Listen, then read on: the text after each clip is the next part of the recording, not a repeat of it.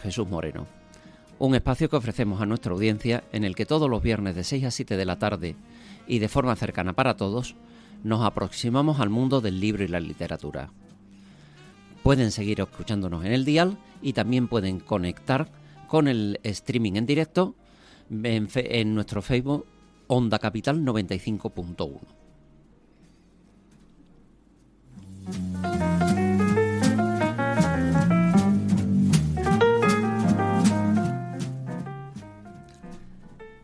¿Qué provoca la vocación de editar libros? Eso que cuando no se pertenece a un gran grupo de medios de comunicación es un trabajo sacrificado y a veces poco agradecido. Pues esta tarde nos visita en videoconferencia la editora Mamen Peinador, que nos hablará de su experiencia en la entrada de este mundo. En otro orden de cosas, hablaremos del problema de la censura. ¿Ha habido censura? ¿Hay censura? Echaremos una pequeña mirada histórica a uno de los casos de censura. Finalmente, leeremos un clásico de la Edad Media. Seguro que la Edad Media fue esa época bastante oscura, represiva, que se había contado o tuvo sus momentos de luz. Vamos a conversar hoy con un clérigo, evidentemente a través de su libro, que nos va a sorprender por su sentido del humor. Y como no, recomendaremos un clásico de nuestra literatura, del que ya habíamos sacado una de sus facetas, y hoy se nos revelará de forma diferente. Dejemos por ahí ese mundo de intriga y empecemos.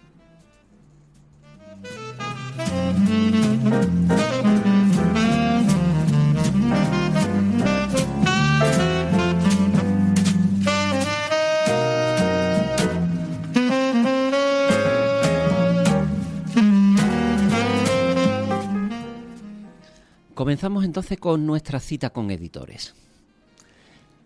¿Qué provoca la vocación de editar libros? Nos preguntábamos.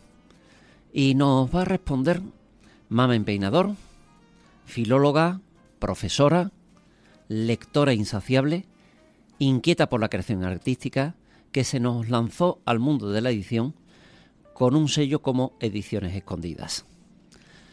Buenos días, Mamen. Buenas tardes, Jesús. Un placer. Un placer, el placer es tenerte a ti con nosotros. Mamen Peinador, vizcaína, que estudió anglo-germánica, que en su momento no tenía ninguna experiencia directa en el mundo editorial. Se nos lanza en plena pandemia para escribir, o sea, para sacar Ediciones Escondidas. ¿Cómo se te ocurrió? Como casi todas las cosas de la vida, ¿no? No es algo que hubiera preparado, no es nada que había soñado, surgió. Son causalidades. La vida te lleva a caminos que nunca te esperas. Pero luego me he dado cuenta de que estaba ahí, que siempre había estado allí. Mi relación con los libros era larga, llevaba mucho tiempo en contacto con ellos, queriéndolos, disfrutándolos, leyéndolos, investigando. Y luego mi padre dirigió durante muchísimos años una empresa de artes gráficas. Y entonces el mundo del papel siempre estuvo en casa, siempre estuvo conmigo, el disfrutar del papel, el olerlo, el tocarlo, el reconocer los papeles, ¿no? Entonces, al final, lo que me he dado cuenta ahora es que sin yo saberlo, estaba destinada a ser editora.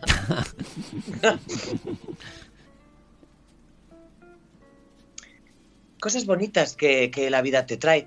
Entré por ayudar a un amigo que había tenido una editorial, tenía problemas, no tenía trabajo y mi vida estaba también en un momento, todos llegamos, creo, a un momento en nuestras vidas en que queremos hacer algo más, necesitamos un cambio, no nos conformamos con lo que tenemos, ¿no? Y se conjuntaron esas dos situaciones y pensamos, venga, vamos a crear una editorial. Entonces este amigo estaba en México, pensábamos en yo desde aquí y él desde allí crearla, en México. Pero bueno, pues estas cosas que tiene la vida, al final lo único que decidimos juntos fue el nombre, ese nombre maravilloso, porque el proyecto empezó poco a poco, a escondidas además. Sí. Nadie de mi familia, nadie sabía lo que estaba tramando. Caramba. De ahí surgió el nombre y bueno, empecé con él era el que tenía el talento, él tenía la experiencia, él descubrió a escritoras y por una situación personal él se fue, me quedé yo sola con la empresa, decidí sacarla adelante, aprender, no solo lo que él me había enseñado, aprender por mi cuenta, hice montones de cursos y luego me lancé, que es la manera, ¿no? Y curiosamente, fíjate, la primera escritora que me dio la oportunidad es una escritora muy ligada a Sevilla. Efectivamente, Victoria Carandé, que además de la gran familia Carandé, de la que yo llegué a tener incluso un compañero de facultad. Sí, nieta de Manuel, creo que era el Don abuelo Ramón. Manuel, hija de Vicente Carandé, Sí. bien escritor, sí. Pues te preguntaba, precisamente vamos a empezar con ese descubrimiento, ese confiar, y realmente cómo conseguiste que obtuviera tu confianza y qué sucedió con esa primera entrega. Yo creo que soy una mujer afortunada, sinceramente. Sigo pensándolo, que la gente confíe en mí. Bueno, a la gente les gusta mi proyecto, les gusta mi idea, les gusta el ver una mujer de ya cierta edad que se lance que crea en lo que hace, ¿no? Yo creo que lo que engancha es mi proyecto. Es el que yo quería, porque siempre me interesó, siempre me ha interesado el mundo de la mujer, soy mujer, siempre me interesó el mundo de la mujer.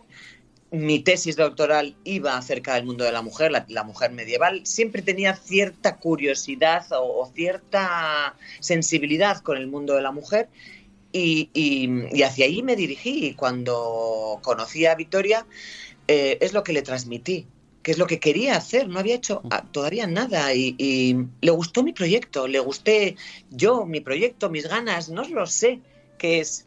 Pero me sigue pasando, afortunadamente me sigue pasando. Afortunadamente, desde luego. Sí, la verdad es que no busco autores, los elijo, pero me buscan a mí. Y creo que eso es es que es un regalazo. Sí, o sea, es una cuestión genial, porque en este caso además no puedes decir que Ediciones Escondidas haya tenido una trayectoria precisamente lenta. Vuestro catálogo ya empieza a tener un tamaño bastante considerable, dado ser una editorial independiente, pequeña y batallando, y estáis sosteniéndolo con mucha gallardía. Sí, la verdad es que estoy tan orgullosa. Bueno, yo a veces ni me lo creo, sinceramente, no creo. No, eso me tengo como que pellizcar. Tenemos ya 6 libros publicados. Vamos por el 7º, está ya a punto está terminado, a punto de salir. Claro, y teniendo en cuenta que yo tengo mi trabajo, todavía no me atrevo a soltarlo porque la editorial, como leía hace tiempo a Beatriz de Moura, ¿no? Sí. Al final, tener una editorial es vivir en un riesgo constante, es jugártela. Efectivamente. Es de personas un poco muy bravas, muy tiradas para adelante, ¿no? Y no te da dinero, a mí de momento no, pero me da tantas alegrías, es tan bonito. Sí, evidentemente los que te conocemos te hemos visto pulular de un lado para otro y de hecho incluso desarrollas un apéndice todavía más independiente, que es Ediciones Furtivas. Sí, en Ediciones Furtivas entran, pues bueno, esos escritores que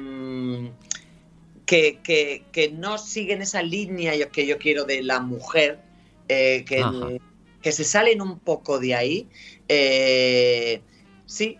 Y entonces, pues bueno, como me gusta todo, como quiero atreverme con todo, quiero probarlo todo, les ofrezco autoedición en el grado en que ellos quieran. Sí. siempre con mi consejo. Bueno, hay distintas facetas, cada uno lo que puede, la distribución o simplemente el asesoramiento o todo el proyecto completo, y de esa gente que te sale un pelín de la línea que quiero, por la que me hace más ilusión, ¿no? Que quiero desarrollar. Ajá. Y te iba a preguntar, entonces, hemos aparecido 2 o 3 veces la palabra mágica, a veces el dolor de cabeza del sector del libro, que es la distribución. Tú en principio te lanzaste a distribuir tú. Sigo. ¿Sigues? Caramba. Yo sí, porque es muy difícil, ¿no? Las distribuidoras no nos quieren a las editoriales pequeñas. Nos cuesta, bueno, yo empecé con una, al final tampoco la cosa fue hacia adelante y sigo yo buscando la distribuidora que yo quiera, porque no nos valen todas. A una editorial pequeña no nos vale cualquier distribuidora. Lo que no puede ser es que claro, las tiradas nuestras son pequeñas, no podemos llenar una mesa de una librería entera. Efectivamente. ¿No? Entonces, claro, tenemos que encontrar una distribuidora que nos resalte, que nos destaque, y tampoco lo hemos encontrado. Entonces, de momento soy yo quien contacta con las librerías, quien se pelea con ellas, porque los libreros no quieren más problemas. Al final, no es un problema, quiero decir, más trabajo. Sí. Tratar directamente con una editorial les supone más trabajo. Entonces, bueno, pues mi labor comercial, que soy pésima vendiéndome, me cuesta muchísimo, es un trabajo que me resulta muy duro, pues tengo que hacerlo porque creo en lo que hago, ¿no? Y quiero que se me vea, que se nos vea, ¿no? Y bueno, pues yo voy visitando ciudades normalmente por placer, y veo una librería que me gusta, normalmente pequeñas librerías de barrio, y me presento y si surge. Y bueno, voy creciendo. Y mira, hago ya un llamamiento. He perdido mi librería en Sevilla. La han cerrado. Pues hay repuesto, ¿eh? Hay repuesto amplio, y aquí en el programa de vez en cuando hemos recibido a editores, y precisamente estuvimos celebrando hace un par de semanas la remontada del Gusanito Lector, que ha sido adquirida por Botica de Lectores, y realmente, pues ya te digo, y tenemos un sector precisamente un sector librero que está luchando por mantenerlo, y como comprenderás, estás invitadísima ese día, por supuesto. Si hay un viernes, serás secuestrada aquí en el programa.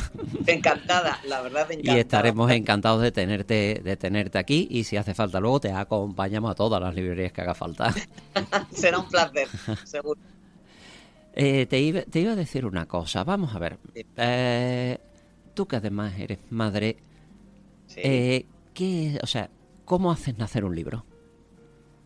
En tu caso. Veces lo he dicho, cada proceso de creación de un libro para mí es como mis 3 partos. Yo tengo 3 hijas y creo que dura cada proceso 9 meses. Yo no sé si es algo que sale por mi instinto, super instinto maternal, pero es así. O sea, primero normalmente contacta conmigo el autor. Si me gusta el libro le doy el ok. Y empezamos, fijamos una fecha. Ahora ya tengo que hacerlo así, tengo que decirle este año no puedo, tendrá que ser para el que viene. Sí. Y leo el manuscrito, le envío mis opiniones, me envían las suyas y empezamos la corrección. Cuando el libro está como los dos, ambas partes queremos que esté, ya voy diseñando la cubierta. Normalmente hago yo todo, me dejan toda la labor. Es raro que me impongan una cubierta, diseño yo la cubierta. Yo, mientras he elegido la tipografía, he elegido el tamaño del libro, el tipo de papel, siempre lo consulto con el autor, y así lo hace, y suele durar 9 meses. Hablo con la imprenta, sí. Caramba, entonces, o sea que eres una editora al estilo antiguo, cuando se hacían llamar impresores en el Renacimiento. Casi lo que te falta es ya tener tu propio juego personal de tipos de imprenta. Me hubiera encantado, hubiera disfrutado, sí, como una enana. Yo me acuerdo de visitar con mi padre Me llevaba a veces los sábados a su trabajo y ver las máquinas cómo eran. Bueno, a mí me apasionaba. Ajá. O sea que ha ido desarrollando. Sí, Hombre, sí. te confesaré una cosa. Yo recuerdo que el primer ordenador que me lo compré porque de pronto descubrí que me hacía ilusión poder imprimir mis cosas, elegir tipos de letras, hacer eso y hacerme, o sea, sentirme un poco impresor. Pero en tu caso es que te has lanzado y además con tu beta de dominio de las artes plásticas te ha llegado muy, o sea, has llegado muy lejos entonces en la producción del libro. Total, o sea, es una producción total. Mi madre siempre me dice que somos muy creativos.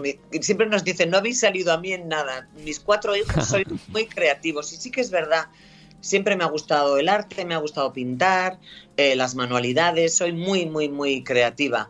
Escribía cuando estaba en la universidad, luego lo dejé. Siempre he preferido leer a escribir. Pero fíjate, mi proceso de cambio por el que nació esto de este deseo de hacer algo más, aparte de enseñar, que me apasiona también, era porque yo necesitaba ese instinto creativo, necesitaba sacarlo. Sí, Sabía que yo sentía que había dentro de mí algo que necesitaba aflorar. Y ahora con el libro lo he conseguido. Muy, una verdadera maravilla. sí, sí, Precisamente había una cosa, es curioso porque es habitual encontrar escritores poetas y tal que avanzan hacia el mundo de la librería o de la edición, sí, sí. pero curiosamente en tu caso naces desde la lectura. Desde la lectura, sí. Sí, desde el placer del lector de tener un libro entre las manos, ya solo del objeto físico del libro. Yo es que siempre recuerdo los libros del cole, lo primero que hacía era Sí, abrirlos y olerlos. Bueno, eso nos ha pasado a muchos, creo. sí, sí, es un verdadero El placer de vicio. tener el libro en la mano, el libro físico, no me gustan. Hay ediciones de libros que detesto. Cuando yo encargo un libro en una librería y me llega un libro mal hecho, me cruje por dentro, ¿no? O sea, me gusta el libro Sí. ya solo como objeto físico. Y luego el placer de leer un libro que te haga transportarte a otros mundos, que te haga pensar, que te haga sentir. O sea que evidentemente estamos haciendo un pequeño viaje en el que también cuidamos el camarote del barco en el que Todo. navegamos. Ante todo importa. Sí, yo creo que todos los detalles son importantes. Sí, sí, el autor, la relación con el autor me resulta muy interesante también. Tengo que llevarme muy bien con mis autores, que tener un trato cordial, que tiene que haber, porque al final me están regalando su hijo, ¿no? Su fruto, que también lo hago mío, yo lo adopto, ¿no? Entonces, todo importa. ¿En qué tiradas más o menos puedes manejarte que sean viables? Lo máximo en lo que me he atrevido son 500 libros. Ajá. Pero Mini, bueno, cuando ha habido, pues bueno, algo de poco riesgo, sobre todo en autoedición, en ediciones furtivas, 200. pero De vamos. ahí, bueno, ahí juego 400, 300. He hecho una reedición porque no me he atrevido a hacer más y en el segundo libro, un libro de relatos, ahí tengo 2 ediciones ya. Una reimpresión, digamos. Magnífico. Sí. Te iba a preguntar. Se habla mucho de la calidad del papel, luego nos llegan los fanáticos de las ediciones digitales y dicen que sí, eso es como querer la tablilla de barro y la sensación, pero los que llegamos ya mayorcitos a la pantalla, la calidad del papel, la calidad de la impresión, la encuadernación robusta nos aporta, ¿verdad? Es importantísimo, es fundamental. Es fundamental. El libro tiene que tener un tamaño de letra, para empezar, Sí. porque hay letras minúsculas, agrupadas, todas como amontonadas. Hay libros que los abres, están llenos de letras, no puedes leer. El libro tiene que ofrecer un aspecto limpio, apetecible. y la calidad del papel.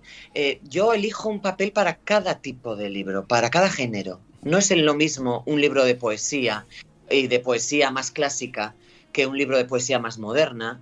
No es lo mismo una novela, el mismo color, que un libro de relatos. Cada uno tiene para mí, su tipo de papel. Yo es lo que siento cuando leo un libro. El papel en la mano es otro placer de la vida. ¿Por qué nos lo vamos a quitar? Efectivamente, amén. Claro, y a mí pantallas, no soy antipantalla, hay pantallas para muchos momentos, me gustan los audiolibros, o sea, creo que todos los formatos son válidos, pero un papel, el libro de papel no creo que muera nunca. Sí. Muy bien.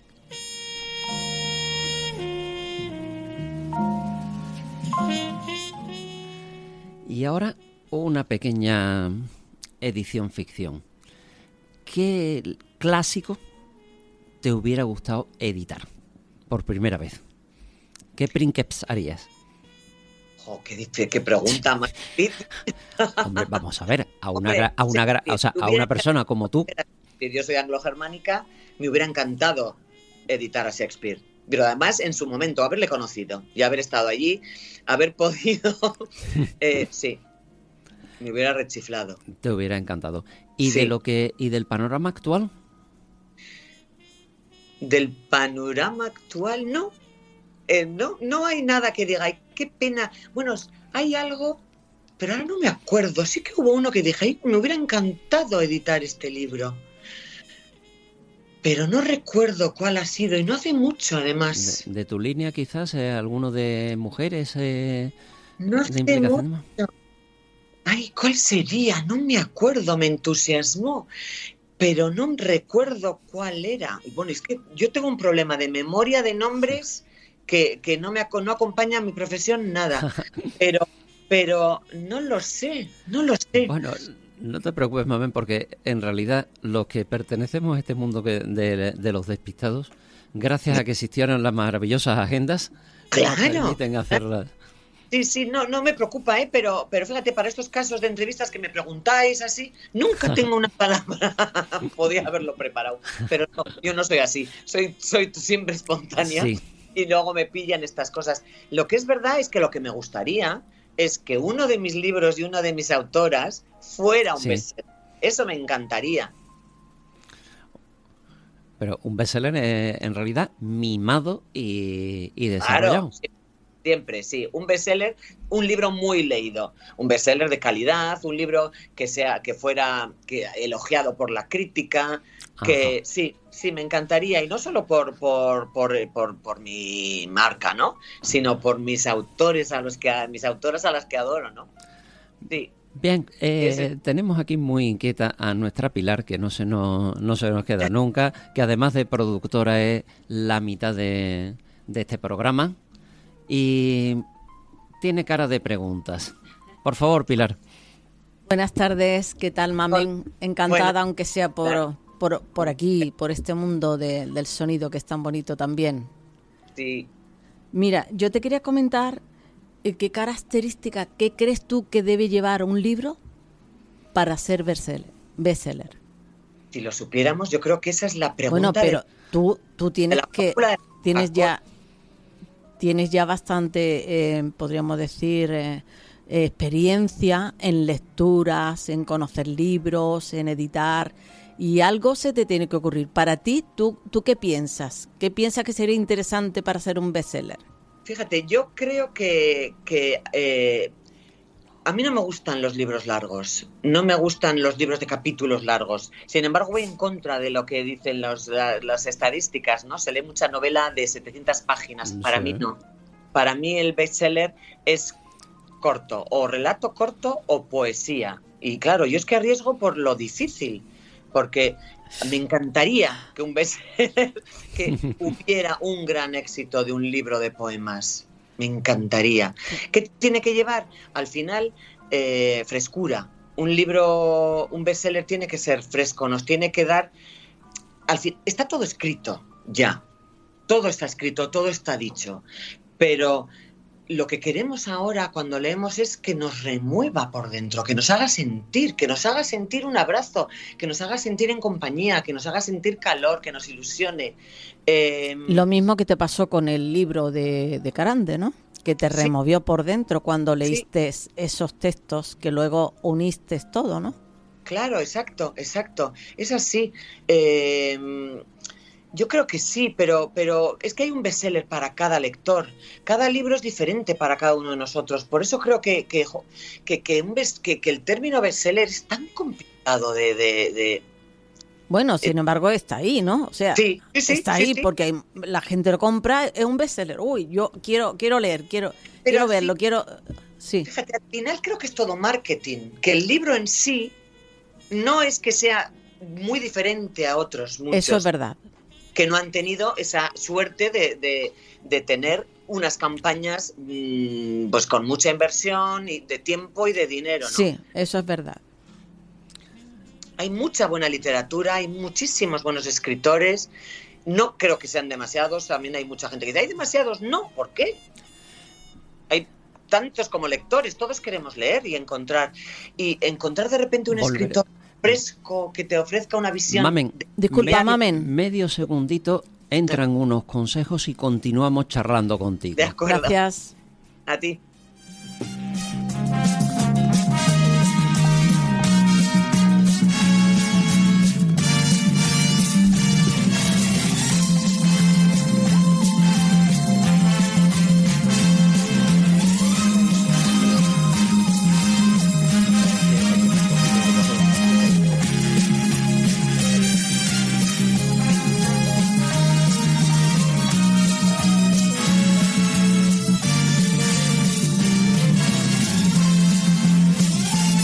Botica de Lectores patrocina este espacio. Un librero te recibirá con una sonrisa, te ayudará en la búsqueda de ese libro que estás buscando y te recomendará según tus gustos. Hay muchas razones por las que debes visitar una librería. ¿Y tú cuál propones? Es un consejo de Botica de Lectores. Clínica CEC. Tu bienestar es prioridad. Ofrecemos los siguientes servicios: reumatología, quiromasaje deportivo y neurotapping. Estamos en edificio Ronda Pío 12, número 1, segunda planta, número 9. Teléfono 689 74 74 34 y 660 97 47 84. Recuerda, Clínica CEC. Tu bienestar. Coma Ibéricos Charcutería Tradicional. Productos de la Sierra de Sevilla y Extremadura. Nos encontramos en calle Demetrio de los Ríos, número 9. Tenemos productos gourmet del cerdo ibérico, incluido carnes. Coma Ibéricos, tu charcutería de confianza. ¿Buscas un sitio único para hacer algo diferente? Aquí lo tienes. Librotaberna La Librería en Montequinto. Te encontrarás actividades y libros, historias, experiencias y mucho más, talleres, cursos y presentaciones. Recuerda, Librotaberna La Librería en Montequinto. Nuestro correo electrónico lalibreríaabacería@gmail.com.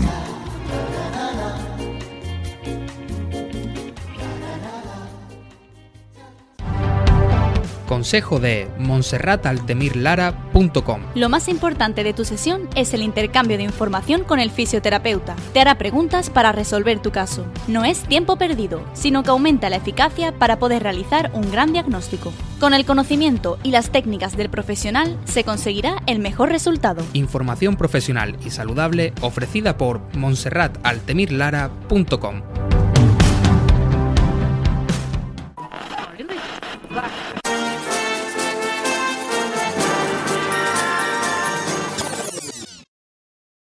Existen muchos medios, muchas noticias, pero Sevilla siempre queda la última. Por eso estamos aquí.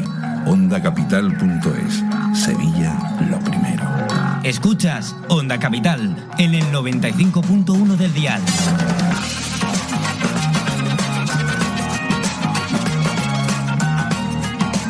Comienza Letra Capital, programa de divulgación, libros, lectura y entrevistas con Jesús Corriente.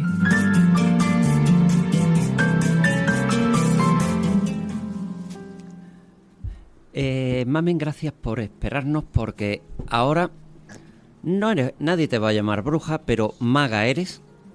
Saca la bola de cristal y háblanos del futuro a corto y a largo, las ilusiones.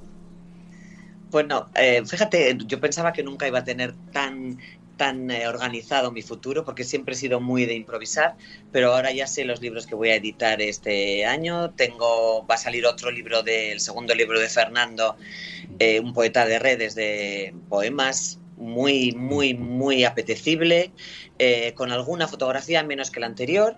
Estoy preparando un libro con 2 filósofas, unas cartas entre unas filósofas, un libro escrito por una restauradora de arte sobre obras de arte falsas. Bueno, como veis, barajo muchos géneros diferentes. Quiero probar muchas cosas distintas. Quiero probar géneros diferentes. Sí. Pues oye, te iba a preguntar entonces, vamos a frotar un poco más la bola de cristal. Venga. Y ahora el futuro. ¿Qué sueñas para Ediciones Escondidas?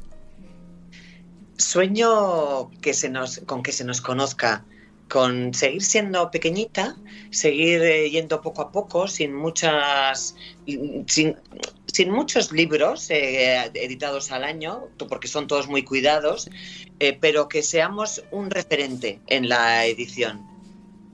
Y poder seguir con esta maravilla de trabajo muchos años más, muchos años. Pues es curioso porque hay veces que ve uno un barco y le encantaría hacerse marinero, ve uno un coche y diría, uy, yo me iría por aquí, haría tal, o una caravana, haría una excursión inmensa. Pero francamente, oyéndote hablar, conociendo cómo cuidas las ediciones, dan ganas de ponerse a escribir. Pues nada, ya sabes, Jesús. Aquí estaremos nosotros. ¿Verdad, Mamen? Se lo ponemos, vamos, a punto de caramelo para que lo haga. Ya, claro. Perfecto. La editora ya la tiene, ¿no? Claro. Pues ya está. Fíjate, bueno. Jesús, ¿lo tienes? Sí. Vamos. Sí, solamente me queda escribirlo. Pequeño detalle. Es admirable. Yo siempre digo, la gente que escribís estas maravillas, ¿cómo se os ocurren? Me da envidia, muchísima envidia me dan los escritores, sí. Pues, Mamen, muchísimas gracias infinitas por esta cortesía de venir a visitarnos online, que no deja de ser una lata, tal como se pone a veces la tecnología de estupenda. Bueno, pero hemos salido muy bien, creo yo, Sabes que aquí está tu casa física cuando vengas a Sevilla. Te esperamos, te reclamamos, te exigimos que vengas por aquí. Y ten nuestros mejores deseos en esa batalla de la vida editorial. Un gran abrazo, Maite. Mucha suerte. Mamen, hija. Mucha suerte. Gracias, un placer. Un placer. Igualmente.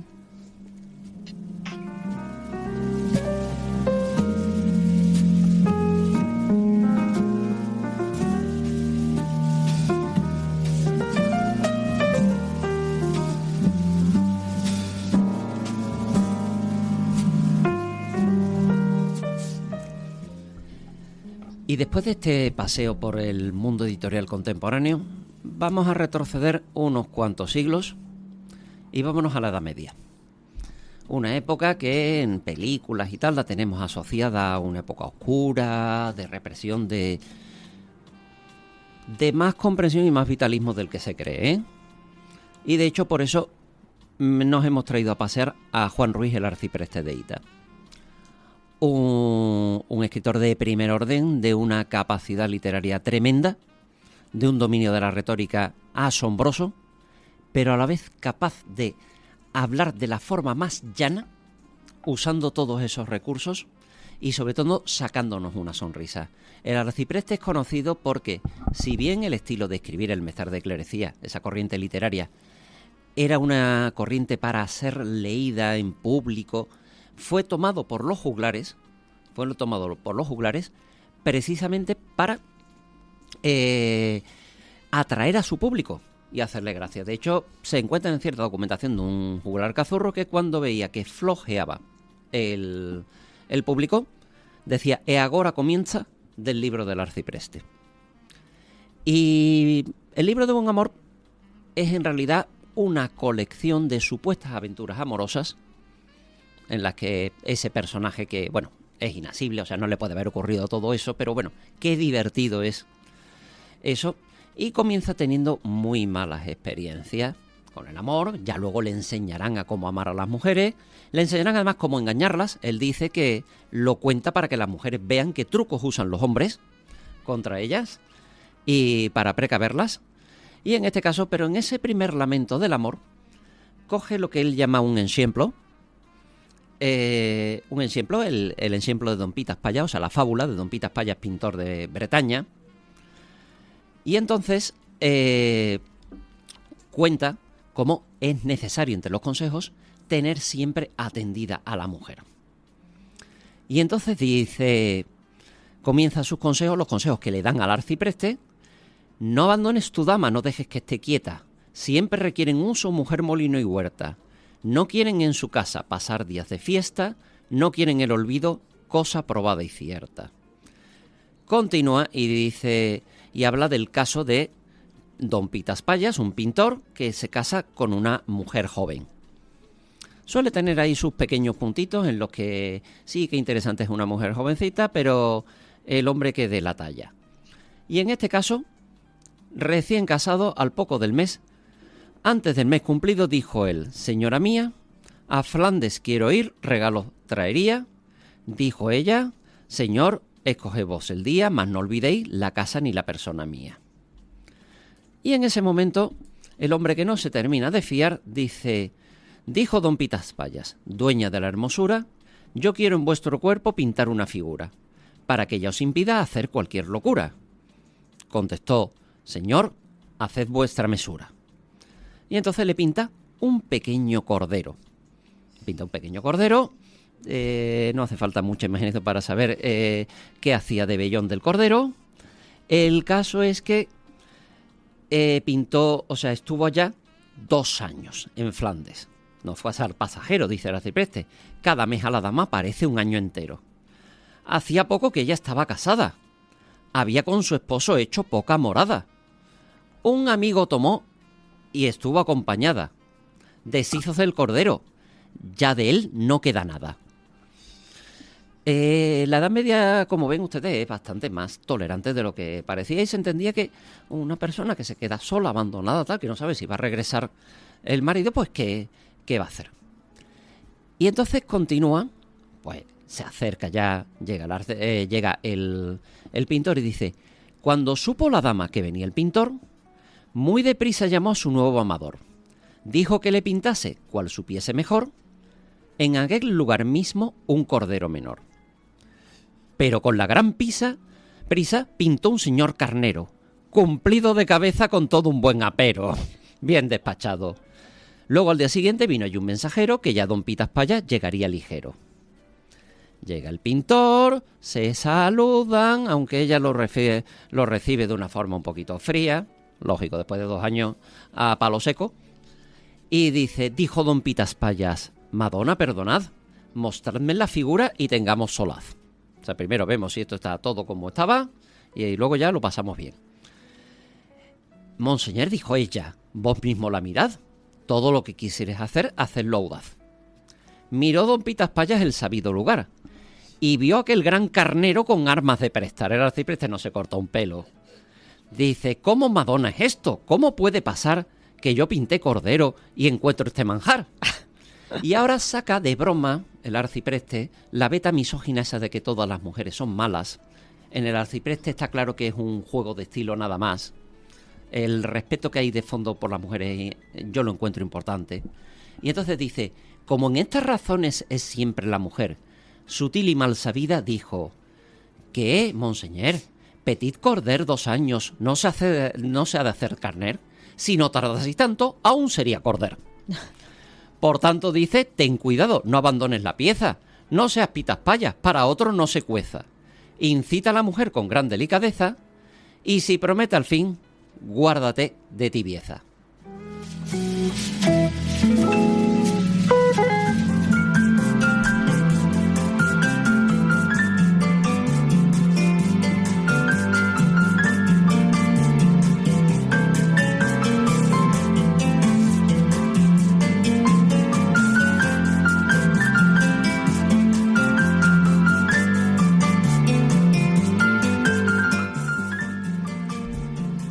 Me parece que algún día volveremos otra vez al arcipreste porque, siendo esta una de sus historias más simpáticas, y recuerdo en otros tiempos en los que podíamos dar clase con menos censura, una cosa de la que vamos a hablar, les mandaba por su cuenta a mis alumnos que se lo leyeran y no había uno que se lo perdiera. Total, de vez en cuando una verdulería, comparado con lo que acaban viendo, no digamos ya en internet, sino directamente en cualquier plataforma normal, va despachado. Y entonces, con esto introducimos nuestras historias de la censura. Cuando hablamos de censura, se nos viene a la cabeza la censura del régimen franquista, que evidentemente era anacrónica en un mundo en el que había menos censura que esa la había, ¿eh? La había porque pensemos en esos Estados Unidos, pensemos en esa Inglaterra que encarceló a Alan Turing, que les había salvado de la máquina Enigma solamente por ser homosexual. Pero bueno, de todas formas era bastante más anacrónica la que teníamos aquí. Pero pensemos que se nos recuerda también la Edad Media y nos imaginamos al inquisidor. Bien, aparte de los inquisidores, terminaremos luego con la versión moderna de lo que les voy a contar. Y vamos a hablar en estas historias de la censura hoy del caso del Lazarillo de Chocolate, del Lazarillo de Tormes. Se me acaba de escapar el spoiler. Bueno, vamos a retomarlo. ¿Se acuerdan ustedes que estuvimos hablando de esa visión de la hipocresía de la sociedad? Cómo todos maltrataban a un pobre niño porque era más débil. Cada uno se aprovechaba, nadie tenía compasión. Era un libro francamente crítico. Y ese libro debió escribirse probablemente en una posible edición en 1552-53. Pero en el 54, ríanse ustedes de la viralización de Internet, en la época en la que se imprimían los libros prácticamente casi a mano. En 1554 entonces, en Burgos, Alcalá y Amberes salen 3 ediciones. O decíamos que salen 3 ediciones, porque en 1992, picando un muro en la localidad de la provincia de Badajoz de Barcarrota, apareció una nueva edición de Medina del Campo. ¿Qué hacía eso escondido en un muro? Pues hacía que estaba acompañado de otros libros relativamente peligrosos. Probablemente, por lo que se sabe, el propietario de aquel edificio pudo ser un judío converso al que le convino emigrar por determinadas presiones ideológicas, y para que durante el camino y en un registro de su casa no apareciera, decidió emparedar en una caja esos libros junto con esa edición. En ese primer momento, el Lazarillo se difundió por España prácticamente como una mancha de aceite. Se leyó, se celebró mucho. De hecho, desde Amberes, era reino de España, pero a Flandes, y no estaban del todo contentos. Era un centro de mucho protestantismo, y entonces se publicó una especie de segunda parte literariamente bastante inferior, pero enormemente crítica y feroz contra eso. Resulta que entonces ambas obras se prohíben en 1559, o sea, solo duraron en la legalidad 5 años. ¿Qué ocurre? La solución cada vez que se prohíbe algo. Se estuvo traficando con ediciones piratas del Lazarillo escondidas, como el que trafica con sustancias estupefacientes hoy día, o como el que trafica con falsificaciones de material. Y entonces hay ediciones por ahí sueltas que aparecen, no solo esta de Medina del Campo, que tuvo que ser, o sea, que fue de las, entre comillas, legales, sino las ilegales. En ese momento, un cambio de inquisidor, en 1573, decide cambiar la estrategia. Y el cambio de estrategia es que, ya que todo el mundo va a leer el Lazarillo, vamos a hacer un Lazarillo modificado, en el que quitamos los elementos, entre comillas, peligrosos. Ese se le llama el Lazarillo castigado, no porque hubieran castigado al pobre muchacho, sino porque en aquella época castigo significaba consejo, y entonces era, digamos, un Lazarillo acorde a la salvación de las almas de todas aquellas criaturas que iban a leer aquello y que se tenían que desviar del camino. Curiosamente, claro, ¿qué se elimina? La crítica anticlerical no necesariamente, era muy normal en aquella época y perfectamente asumida. Habría que esperar al siglo XVIII, XIX o ahora XX, en el que cualquier desliz de un clérigo genera un escándalo tremendo. No estoy hablando de los casos más criminales, estoy hablando de aquello que no es un crimen. Y ese Lazarillo castigado elimina todas las alusiones que pudieran tener una fricción entre la Iglesia católica y la Reforma protestante, que en aquel momento era la obsesión del rey Felipe II, para tener a raya y unificada religiosamente España. De hecho, queda prohibida evidentemente la segunda parte. Se suprime el episodio que trata de un vendedor de bulas, esa limosna que se daba a la Iglesia como una especie de obra de caridad y que dio origen a abusos de todo tipo. Se suprime un pequeño tratado dedicado a un fraile de la Merced que se ha prestado a múltiples interpretaciones. Hay quien insinúa sencillamente que era, todo el desorden en general le pareció demasiado al censor, o el censor se le fue la mano porque se saltaba todo tipo de disciplinas. Recordemos que el Concilio de Trento metió en cintura algunos de esos abusos eclesiales. Y curiosamente, ciertamente hay una frase un poquito misteriosa que es: y por esto y por otras cosillas que me callo, salí. Y cuando hay un diminutivo en el Lazarillo, algo gordo hay. Hay quien ha aludido a que, como dice que fue los primeros zapatos que tuvo, y el zapato ya sabemos que es un símbolo de origen sexual, podría ser. Hay quien dice que no, directamente entre la buena crítica. Lo dejo a su imaginación. Cervantes, Mateo Alemán para escribir Guzmán de Alfarache, Quevedo para el Buscón, leyeron esa versión expurgada, ese Lazarillo castigado, y no tuvieron la referencia del original. El original se pudo empezar a editar en 1834, es decir, casi ayer por la mañana, 290 años, hace 290 años, porque queda abolida la Inquisición y por tanto el índice de libros prohibidos. Curiosamente no es la última mutilación que sufre el Lazarillo.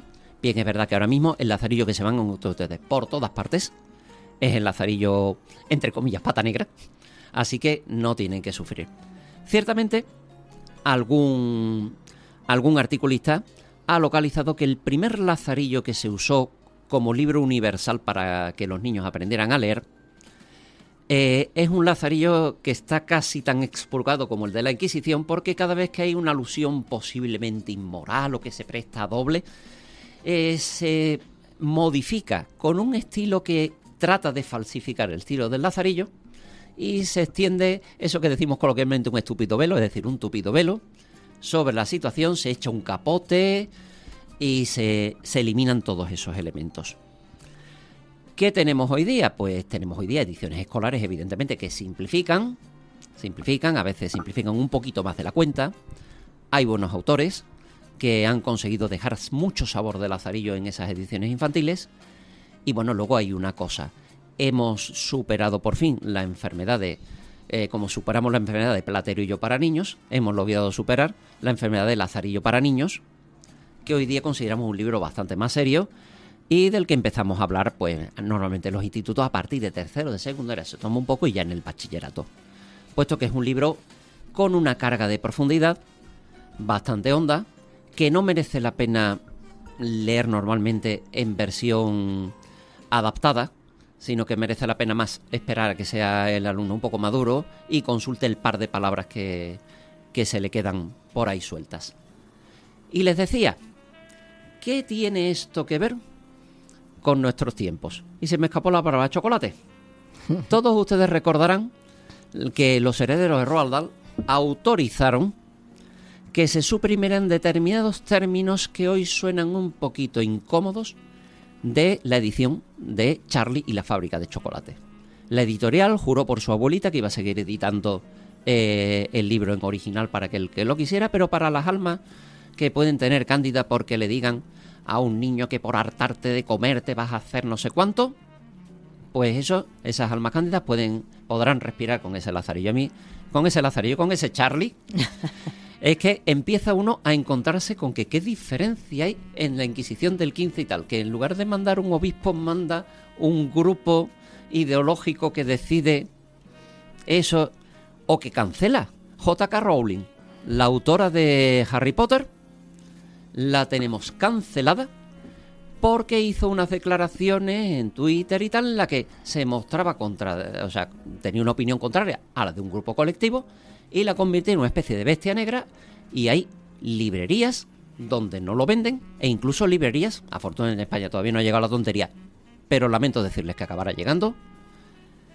Me temo que no soy nada optimista, y en ese caso, en algunos casos es por la presión por lo que no lo tienen, o sea, casi hay que pedirlo de tapadillo, como cuando durante el franquismo en Cataluña, sobre todo, que era la zona un poquito más elástica y estaba un poquito menos vigilada, se iba uno a una librería y bajo manda le traían una cosa que había llegado de Sudamérica, una edición de algún libro prohibido, traducido al español.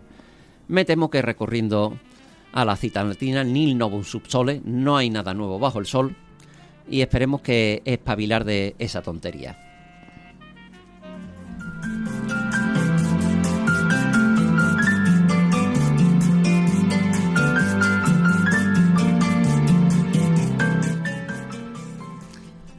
Y nos queda nuestro momento de recomendación. Estuvimos recomendando hace casi nada La Dama Duende de Calderón, como la obra divertida. Bueno, pues vamos a ponernos un poco serios con Calderón. Y en este caso quiero hoy recomendarles un libro que puede costar un poquito, pero que da grandísimas satisfacciones. La vida es sueño. La vida es sueño es un libro de tal carga filosófica que, en primer lugar, se ha encontrado toda la serie de conexiones que tuvo con los filósofos alemanes de su época. Parece ser que Calderón tuvo muy buena relación con la embajada alemana, pero también, además de eso, los románticos alemanes, que fueron los que abrieron el camino al romanticismo en toda Europa, tenían a Calderón en la mesita de noche como lectura de referencia. Es un libro que habla de la libertad y los límites de la libertad. Si soy libre puedo hacer lo que me da la gana, o en realidad soy más libre sometiéndome a mí mismo a una serie de normas. ¿Existe un destino y se cumple? ¿O se cumple nuestra estupidez cuando nos creemos el destino? ¿El hecho de saber que existe la muerte nos despierta en realidad y nos hace vivir la vida de otra manera porque vemos que hay cosas aparentes y cosas reales que tienen peso? ¿El amor civiliza a la persona? ¿La mayor victoria no es vencerse a sí mismo? Y un último consejo. Pongan en YouTube Reggaetón Siglo de Oro y verán una bonita obra de Aldo Narejos, persona a quien hemos pedido permiso, y el día que nos lo conceda le dedicaremos un amplio análisis a su vídeo.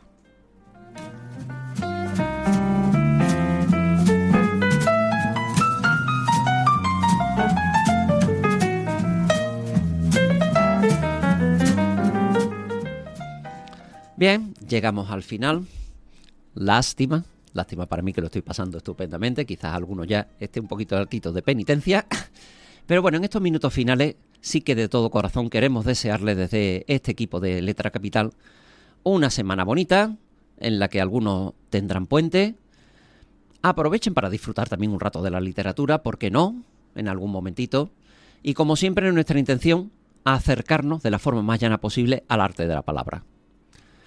Los esperamos el próximo viernes en esta sintonía de Onda Capital 95.fm de 6 a 7 de la tarde, al igual que en la página de Facebook Onda Capital 95.1, donde podrán ver el streaming en directo, también en la aplicación iVoox, donde tendrán los podcasts, en nuestra propia página Letra Capital Onda Capital de nuestro muro de Facebook, y en @OndaCapital de Twitter y de Instagram, y finalmente en la www.ondacapital.es. Saludos cordiales de parte de Jesús Corriente, seguro servidor de ustedes, de la sabia mano productora de Pilar Morales, de nuestra imprescindible Nicole Espriella a los mandos técnicos, y del director de esta emisora, Jesús Moreno. Les deseamos una bonita semana en la que disfruten del festivo y lean un poco. Un abrazo a todos. Letra Capital de 6 a 7 de la tarde todos los viernes con Jesús Corriente.